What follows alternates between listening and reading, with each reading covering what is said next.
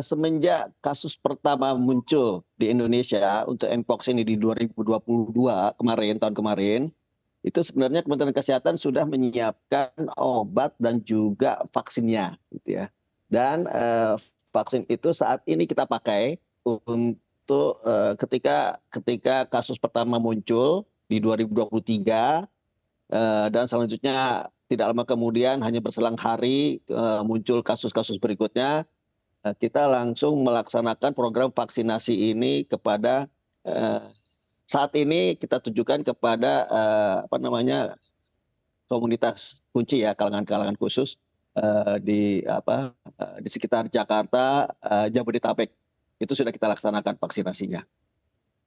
Mungkin Prof. Chandra boleh menjelaskan kira-kira kalau dari kasus serupa begitu, melihat monkeypox ini apakah memang tindakan vaksinasi yang tadi sudah dijelaskan sedikit oleh Dr. Fahrani ini bisa menjadi pencegahan yang efektif? Ya, tetapi yang kalau bicara pencegahan kita mesti kerjakan dari awal. Jadi nomor satu harus ada penjelasan kepada masyarakat. Jadi terima kasihlah CNBC ini membuat acara seperti ini sehingga masyarakat makin banyak yang memahaminya. Kemudian yang kedua adalah identifikasi, itu poin yang penting. Yang ketiga isolasi. Ini kalau bicara pencegahan ya, isolasi sampai orang itu betul-betul sembuh begitu.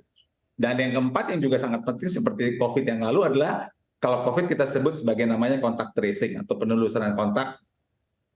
Sehingga kalau dari 24 kasus tadi yang disebutkan Dr. Farhani tentu ada puluhan orang atau ratusan orang yang kontak dengan orang-orang itu, semua mesti dicek tertular apa tidak tertular. Dan yang kelima baru vaksinasi. Nah, vaksinasi ini katakanlah levelnya masih sedikit di bawah, artinya belum ada kesepakatan pasti manfaat besar dari vaksinasi. Tentu sangat bermanfaat dan vaksin itu ada dua jenis sebenarnya. Saya terus terang belum tahu yang mana yang kita pakai di Indonesia. Yang satu yang namanya PEPV.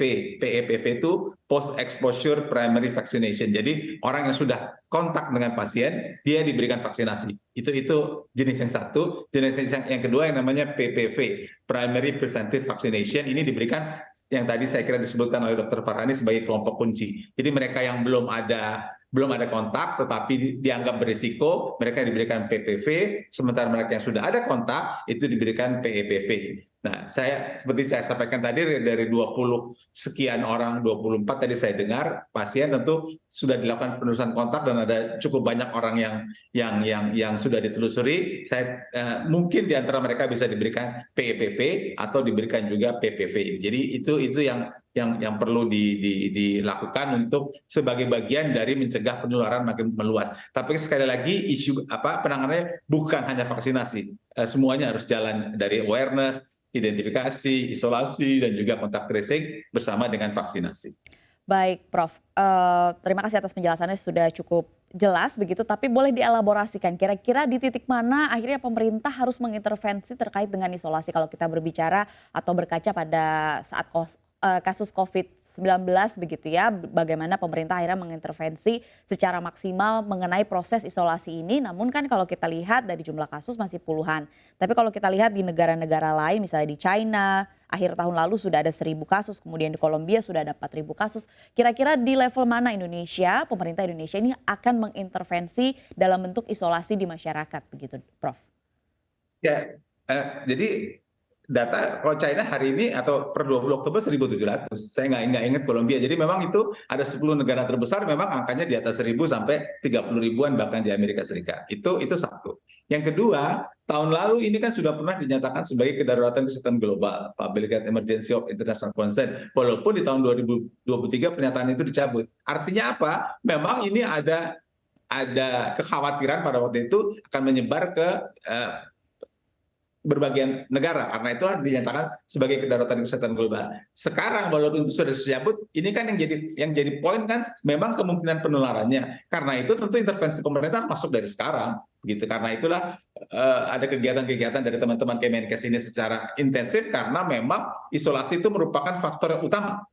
Jadi pasien harus diisolasi dan seperti saya sampaikan tadi, bahkan sebelum dia jadi pasien pun harusnya diisolasi sampai diagnosisnya pasti, dan sesudah itu diisolasi sampai kapan? Kalau COVID kita punya waktu dan sebagainya. Kalau ini sampai kelainan di kulitnya hilang dan timbul kulit baru yang tumbuh yang normal. Baru isolasi itu dilakukan. Isolasi bisa dilakukan di rumah, bisa dilakukan di fasilitas kesehatan pemerintah, terserah. Tapi memang sekarang harus masuk kita. Sinyalnya jelek sekali gitu. Putus-putus Ya, harus masuk untuk saya dengarnya putus-putus juga. Jadi itu bagian yang salah satu bagian yang paling utama untuk pengendalian cacar monyet ini supaya tidak terus menyebar. Jadi harus masuk dan saya kira sudah dikerjakan sekarang secara optimal. Saya akan bagus kalau ada 24 kasus itu, saya yakin 24-24-nya sudah diisolasi. Tapi kalau bisa dielaborasi mungkin lebih baik lagi. Baik, untuk mempertegas berarti kalau dari Prof Chandra melihat bahwa intervensi pemerintah untuk dalam konteks isolasi ini harus segera begitu ya, jangan ditunda. Kemudian kalau Prof Chandra sendiri melihat, kalau kita lihat dari kenegaraan, tadi Anda melihat bahwa di Amerika Serikat bahkan sudah puluhan ribu kasusnya. Apakah kalau Anda melihat sudah waktunya pemerintah untuk mempertimbangkan untuk membatasi perpindahan penduduk atau masyarakat baik yang masuk maupun keluar Indonesia terkait dengan penyakit ini begitu Prof? Ya, nomor satu tadi kan sudah kita bicarakan sedikit bahwa dia tadinya memang masuk ke daratan kesehatan global, sekarang status kedaruratan kesehatan global itu sudah dicabut. Jadi kemungkinan penyebaran antar negara relatif sudah lebih kecil, itu satu. Dan saya kira saya dengar Bu Nadia di media beberapa hari yang lalu, sebagian besar kasus atau mungkin semua nanti kita dengarkan Pak Farhani sudah ada lagi nih, sebagian besar kasus kita adalah penularan di dalam negeri, begitu. Jadi penularan dalam negeri saya tidak tahu apakah ada hubungannya dengan luar negeri atau tidak, tapi yang jelas sudah masuk dalam penularan di dalam negeri.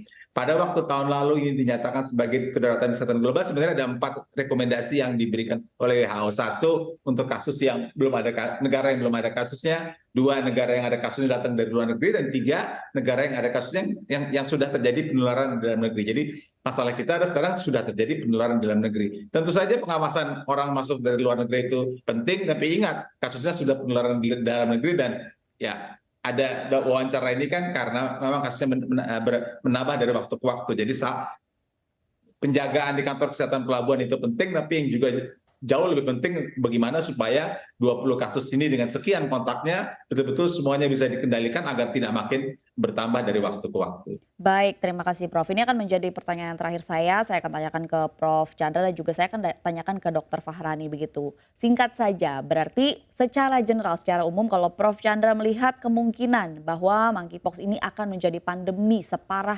COVID-19 berapa persen? Apakah itu sangat mungkin terjadi atau sebenarnya masih jauh begitu dok? Itu Prof itu untuk terjadi. Kalau dari kacamata WHO ada 3 level. 1, kalau dia masuk dalam dasar yang namanya disease outbreak news. Yang kedua, kalau disease outbreak news tidak tertanggulangi, masuk ke dalam kedaruratan kesehatan global. Kalau kedaruratan kesehatan globalnya tidak tertanggulangi, baru masuk ke pandemi.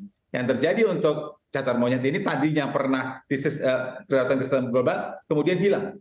Maksudnya tidak lagi. Dan dalam disease outbreak news juga sejauh ini belum ada lagi. Jadi kalau situasi seperti sekarang, maka nampaknya ini kita belum bicara tentang kemungkinan pandemi. Kalau situasi seperti sekarang dan bisa dikendalikan terus. Dan keberhasilan dunia mengendalikan dari tahun 2002 sampai tahun 2003 sehingga status darurat kesehatan global itu dihilangkan, itu menunjukkan bahwa penyakit ini bisa dikendalikan. Tentu kita harapkan ini bisa terus terjadi di dunia dan juga terjadi di Indonesia, pengendaliannya bisa dilakukan secara maksimal.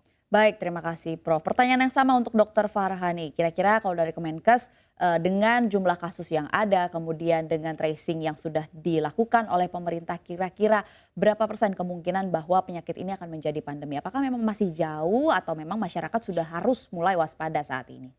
Silakan dok.